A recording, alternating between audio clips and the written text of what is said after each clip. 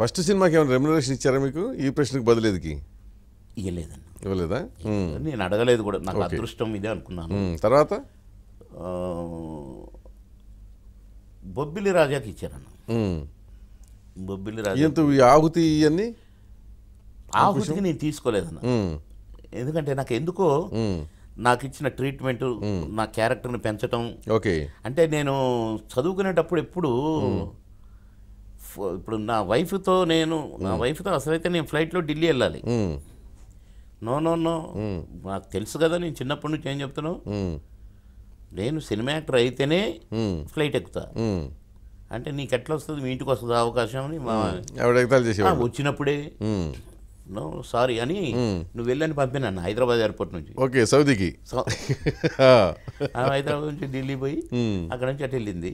చాలా ఫీల్ అయింది. సో చిన్నప్పటి నుంచి ఉంది సినిమా యాక్టర్ కావాలని. అయ్యి తీరుతా నేను నందమూరి అనేది. సార్ అటెండెన్స్ పిలిస్తే నా రూల్ నెంబర్ రాగానే ఎస్ నందమూరి అనేది. అవునా? ఇంటర్వ్యూ అభిమాని. మా నాన్న ఇంటర్వ్యూ అభిమాని, మా అమ్మ ఇంటర్వ్యూ అభిమాని. నందమూరి ఎస్ అనేది అనేది తండ్రులు కూడా తినేది అనుకోండి. టీచర్లు కొట్టేవాళ్ళ? కొట్టకుండా ఉంటారన్న. ఎస్ అంతేగా మరి. Class first, school first. కొంచెం అంకుశానికి కూడా ఏం రాలా మీకు రెమ్యునరేషన్? ఇంకా అక్కడ నుంచి నేను ఇప్పటి వరకు శ్యాంబాబు గారి దగ్గర రెమ్యునరేషన్ తీసుకుని కదా, నా మీద కోపం కూడా. ఓకే, తీసుకోలేదా? మీరు దేవుళ్ళు, కేవూరు రామకృష్ణ గారు, మీరు నేను పని చేయటమే నా అదృష్టం అని నేను శ్యాంబాబు గారితో. ఫస్ట్ రెమ్యునరేషన్ మీకు ఈ లెక్కన బొబ్బిలి రాజా కింద లెక్క. చెక్ ఇచ్చారు. అమౌంట్ కింద అనకూడదు కానీ అసలు ఆ చెక్ ఆ ఛానల్లో నేను బ్యాంకులో వేయలేదన్న. అవునా? ఎంతది? ఎందుకంటే సురేష్ ప్రొడక్షన్స్. అదే అమౌంట్ ఎంత ఉన్నదన్న? పర్లే 5,000 15,000. 15,000 మరి 10,000 ఇచ్చారు కదా. 15,000 చెక్కు. నేను దాన్ని చూసుకొని మురుసుకుంటా బైబిల్లో పెట్టామని అట్లా ఎటో తిరిగిందన్న. ఎక్కడ మీకు ప్రాబ్లమ్స్ కానీ దళితుడు అన్న ఒక వివక్ష కానీ ఎక్కడికి రాలేదా? ఎవరికి తెలియదుగా. ఆ పాయింట్కి వస్తున్నారు, ఆ పాయింట్ కూడా వస్తున్నారు. ఓకే. ఎప్పుడైతే నేను ఆందోళన కాన్స్టిట్యున్సీలో పోటీ చేశానో, ఓహో ఎస్సీయా ఐసీ అని మొదలైందన్న. మొత్తానికే క్లోజ్ చేసి పారేశారు మహానుభావులు. అప్పుడు తెలిసిపోయిందన్న. ఓకే. ఆ తర్వాత కొంతమంది నాకు కొన్ని సిమ్టమ్ కొద్దిగా అర్థమైతే కదా, దీన్ని పకడ్బందీగా ప్లాన్ చేసి బాబుమోహన్కి వేషాలు ఇవ్వద్దు అనేది. మరి ఏం జరిగిందో కానీ అప్పటి నుంచే నాకు వేషాలు లేవు. సో మీ ఉద్దేశంలో అదే కారణం అంటారు?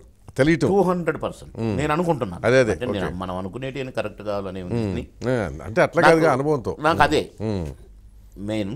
తర్వాత సినిమా తీశాను, సినిమా ఆడనీయలేదు, థియేటర్స్ కూడా వేయలేదు. మా ఊరు ఖమ్మం. ఈ Sammakka Saralakka backdrop forest officer మా బాబు ఆ పోలీస్ ఆఫీసర్ తీస్తే ఆ వరంగల్లో కూడా సినిమా రిలీజ్ కాకుండా చేశారు. మా ఖమ్మంలో రిలీజ్ చేస్తే మార్నింగ్ షో రిలీజ్ చేశాను, మధ్యాహ్నానికి తీసేశారు. అందరూ కలిసా లేకపోతే కొద్దిమంది? కొందరు. ఓకే. ఈ వీటి మీద సినిమా థియేటర్స్ మీద ఆధిపత్యం చేసేవాళ్ళు కొందరు చేశారు. కానీ వాళ్ళకి మీ మీద దళితుడైనంత మాత్రం కోపం ఎందుకు ఉండాలా? దళితుడనే తీసేసిండే నేను కనుక్కోవాలి మనం. నేను అట్లా అనుకోలేదన్నా. అంటే సినిమాల వేషాలు నేను అక్కడ ఇదైనా అంతకుముందు ఒకటారా వేస్తుండేవాడిని. ఇది బాగా తెలిసిపోయిన తర్వాతనే నాకు అనుమానం. అదేలేండి. ఓకే. ఒకవేళ ఇది దీనికే అవకాశాలు ఇవ్వట్లేదేమో అనుకున్నాను. మా బాబు సినిమాను కూడా ఆడనేలేదు. ఓహో ఇందుకనేమో అట్లా కొన్ని అదే కోరిలేట్ చేసుకున్నారు. అంటే కొన్ని అనుమానాలు కూడా కాస్త దగ్గరగానే అనిపించాయి. ఓకే. ఏమోలే ఎందుకులే, దేవుడు నన్ను ఇట్లా కూడా ఒక వెలుగాలనిపించడేమో. మంత్రిని చేసిన క్యాబినెట్ మినిస్టర్. అవును. రెండోసారి గెలవంగానే నేను అదే ఉద్యోగిగా ఉంటే ఉద్యోగి ఉండేవాడిని. అంతేగా మరి. సినిమా యాక్టర్ కావడం ఏంటో, ఆ పాటలు ఏంటో, సౌందర్యతో డ్యాన్సులు ఏంటో, సిల్క్ స్మిత్తో డ్యాన్సులు ఏంటో. ఓకే, అది అటు చూశాను. ఇది కూడా క్యాబినెట్ మినిస్టర్. క్యాబినెట్ తర్వాత ఇంకేముంటుందన్న? ఓకేలే, దేవుడు ఆయన కదా చూసుకునే కదా అని భారం అంతా వేసేసాను. ఓకే. సో మామూలుగా ఈ ప్రయాణంలో హీరోల మధ్య వైరుధ్యాల కంటే కమెడియన్స్ బాగా వ్యక్తిగతంగా చాలా రైలిపోతూ ఉంటారు కదా బయటికి. మామూలుగా కాదన్న, మామూలుగా అంటే ఒక పాయింట్. నేను రాజకీయాల్లోకి వెళ్ళటానికి కూడా ఇది ఒక కారణం. ఎవరో మీకు ఎవరికి తగదా ఉండేది ఎక్కువ? తగాదే లేదు, పని క్లోజ్గా అసూయలు, ఉండేవాళ్ళము. అసూయ పని. ఒకళ్ళిద్దరు మాత్రమే, అంటే తట్టుకోలేక, అంటే మనమే స్టెప్ బై స్టెప్ వెళ్తున్నాము. అవును. ఎక్కడ ఒక దశలో మేము కాంబినేషన్ చేయము అది ఇదని ఒకళ్ళిద్దరు వచ్చిందన్న పాయింట్. పేరు చెప్పరా? నాకు తెలియకుండానే ప్రొడ్యూసర్స్ బాబు మోహన్ కంపల్సరీ కాబట్టి అప్పటి నుంచి నాకు సాంగ్స్ స్టార్ట్ అయినాయి. ఓకే, ఓకేనా, మీ కాంబినేషన్ వద్దు కదా, సరే ఓకే మీ కాంబినేషన్లో ఉంటాడు, మా సినిమాలో ఉంటాడు, మీకు అనవసరం అని నాకు ట్రాక్ పాట 2 సీన్లు, ట్రాక్ పాట 2 సీన్లు. అయితే డిస్కో శాంతి లేదా సిల్క్ స్మిత లేక జయలలిత లేక పాకీజా ఏదో అక్కడికి సౌందర్యత కూడా చేశారుగా. సౌందర్యతో అదొక పెద్ద కథ అన్ను. ఒక 5-6 ఎపిసోడ్లు అయితేనే కుదురుద్ది ఇది. నేను ఆశ్చర్యపోయాను. అచ్చిరెడ్డి గారు, కృష్ణారెడ్డి గారు అప్పటికి మాకు ఈ షూటింగ్ అంతా అయిపోయింది, డబ్బింగ్ కూడా అయిపోయింది నాది. అచ్చిరెడ్డి గారు, కృష్ణారెడ్డి గారు, నేను వేరే షూటింగ్లో ఉన్నాను, వచ్చారు. వచ్చి బాబు మోహన్ నువ్వు రేపు మార్నింగ్ ఫ్లైట్కి వస్తున్నావు అన్నా. అయ్యో రేపు ఎల్లుండి వీలే అన్నా, ప్లీజ్ అన్నా, రాలేనన్నా. అంటే లేదులే వాళ్ళు నవ్వి లేదులే మేము అన్ని మాట్లాడే వస్తున్నాము, ఫ్లైట్ టికెట్ కూడా ఇచ్చేసినాము, నువ్వు మార్నింగ్ ఫ్లైట్కి రా, షూటింగ్ నా షూటింగ్ అయిపోయింది కదన్నా. ఉందిలే నువ్వైతే రా అన్నారన్న.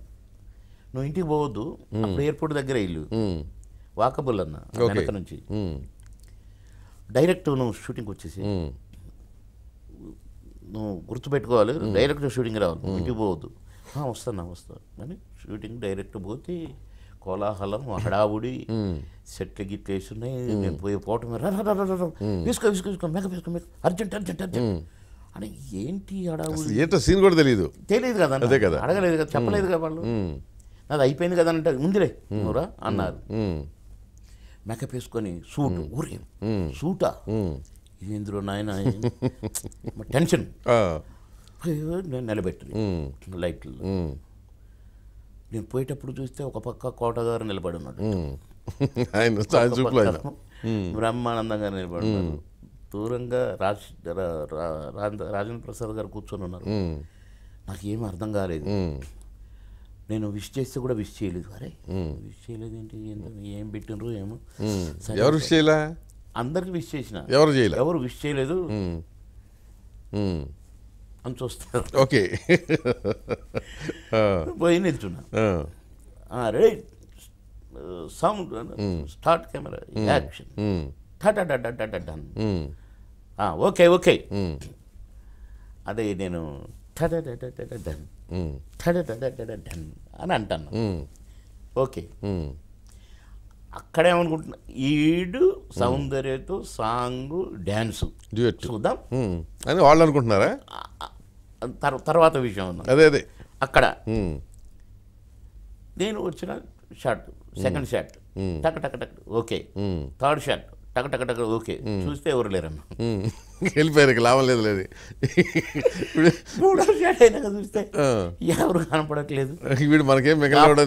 కృష్ణారెడ్డి గారు వచ్చి బాబు మోహన్ నువ్వు పోయి టిఫిన్ చేయి, ఇప్పుడు 1 గంట రెస్ట్ తీసుకో, మేము వస్తాం, షాట్ కొద్దు అన్న. అప్పుడు నాకు కొద్దిగా కథ అర్థమైందన్న. ఓకే, ఈ పాట ఎవరిదో నాకు తెలుసు కాబట్టి. అదే క్యాసెట్ రిలీజ్ ఫంక్షన్లో దీనికి అందరం డ్యాన్స్ చేసాం. ఓకే, ఈ ఒక్క పాటదే షూటింగ్ అవ్వలేదు. అవునా, బాగా హిట్ అయిన సాంగ్ కదా, హిట్ అయ్యి సాంగ్. మేము ఇది గ్యారంటీ హిట్ అయ్యింది అని నేను ఎన్నిసార్లు అన్నాను, కృష్ణరెడ్డి అన్న ఇది సూపర్ హిట్ అయింది అన్న ఈ సాంగ్. అది మేకప్ రూమ్లోకి పోతే టెన్షన్, ఆకాశం తేలిపోతున్నట్టుగా. ఏంటి అసలు ఏం జరిగిందంటే అప్పుడు కథ చెప్పినారన్న. ఇట్లా జరిగింది మరి ఏం జరిగిందో కానీ ఈ పాట నీ మీద పెట్టాల్సి వచ్చింది, పెట్టిండ్రు అంటే. ఓ మరి ఆయన నిలబడ్డాడు, ఈయన నిలబడి, ఈ కథ ఏంది, ఆహా నీకు అన్నీ తెలుసుకున్నాను. డీటెయిల్స్ ఎందుకని. మీకు కోట ఫ్రెండ్ అయిన తర్వాత కూడా అసూయలు మాత్రం పోలా. అక్కడ కొంచెం బ్యాక్గ్రౌండ్ చాలా జరిగిందన్న. ఓకే, దాన్ని మనకి ఎందుకది వద్దా. చాలా అది ఎప్పుడన్నా మీ దగ్గరకు వస్తాగా కాఫీ అప్పుడు చెప్తా. అంటే ఈ లెక్కన మీకు మీకు నష్టం చేయాలని అవతల వాళ్ళు ప్రయత్నిస్తే అది మీకు ఉపయోగపడింది. ఏదైనా నా మొదటి ఫ్రమ్ ద బిగినింగ్. అందుకనే నేను అంటాను, ఇదేది నాది కాదే బాబు, దేవుడిచ్చింది ఇది. నేనేదో అవుదామని నేనేదో ప్రయత్నం చేసి నేను వానికాడికి పోయి ఉత్తగా నాటకం ఏమంటే చేస్తుంది, సినిమా చేస్తాం అని చేస్తే టాప్కి వెళ్ళిపోతుంది. ఏది మన చేతిలో లేదనేది మన